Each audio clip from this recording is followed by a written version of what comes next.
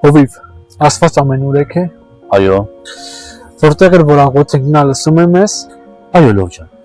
այդ դեպքում ինչ պարտադիր է մեր եկեղեցի գնալը։ Այս օրերի համար սա շատ արդիական թեմա է։ Դեք անգամ նման հարց տվեցին Աստծո ծառա եւ նա այսպես պատասխանեց։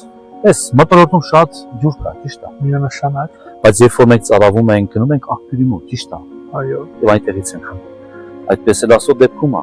նա ամենուրեք է, նա ամենտեղ կա, բայց զորությունը եկեղեցու մեջ է։ Այս դարաշրջանում ամեն բան հեշտացված է եւ քրիստոնեությունը նույնպես հեշտացվում է։ Բակնաց հեշտ է նստել տանը, միայնակ եւ ինտերնետով պաշտել Աստծուն։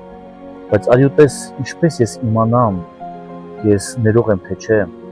իջև չհայտնվի կողքը մեկը, հենց եկեղեցում, ով որ կտորորի իմ ոտը։